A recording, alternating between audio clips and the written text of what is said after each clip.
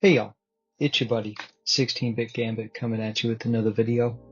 So, I guess I'm a liar. I said that we were going to go back to Ace Bright or Godot with the next one after taking the day off, and obviously we're taking a look at another concept art attempt. I wanted to take another whack at those little tree enemies, and I'm pretty happy with what I end up with by the time I was done with this run. So, although, it took 2 hours instead of the 1 hour, first I was just trying to see what it was I was going to work on. And at some point I was like, you know what, maybe a spider would be good.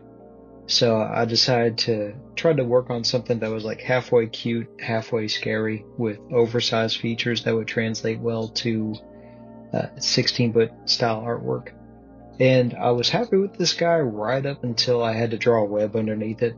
And then, unfortunately, for some reason, webs are kind of tough for me to do right now. So although I got this sort of cute, sort of fuzzy looking spider with a couple of his fly buddies right there, this one is going to go into the trash bin in just a second once I realize that webs are not my thing. But I decided to switch over to something that I'd already done once, and I wanted to improve on something that I was already happy with, so I decided to work on the tree enemy. So I did two kind of outlines, and I realized that I was pretty enamored with both of them, so that's why I ended up finishing for y'all in this video today. We got one that looks a little bit on the tired side, maybe he just woke up, maybe the character just overlapped his detection polygon, and we got another guy that looks a little bit less happy. Definitely more skull inspired as far as the face is concerned, with those heavier brows and lack of an actual nose. But these are going to be enemies that are in the first part or first area of the game. So once this one is done, I just got to sit down and write out the plot overall. I think I keep putting it off because I'm worried about it being perfect the first time around, and unfortunately that's just something that's never going to be the case. I might have been saying it out loud or on my phone because just within the last 24 hours, I saw a video clip of Dan Harmon talking about if you're suffering from writer's block, you just can't write anything down, then maybe instead of trying to prove that you're a great writer, put in the effort to prove that you're a terrible writer. If you think you're so bad, just get something written down on paper and then evaluate it, as opposed to just being afraid of taking the bull by the horns. So I think that's what I got to do. I got to sit down, I got to write it out, I got to kind of get all the dots connected.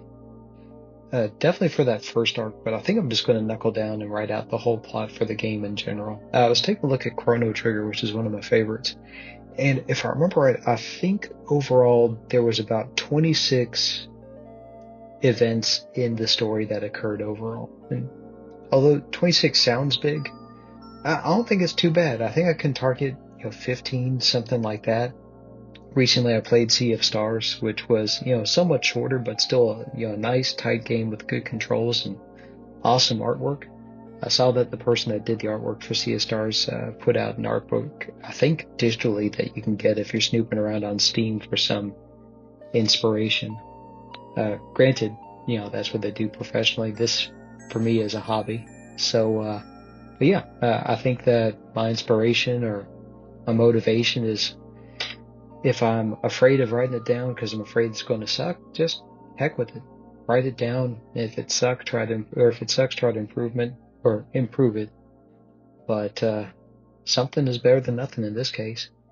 So anyway, thanks to all for being an audience, whether it's 1 or 2 days until the next one. I hope you all like what you saw.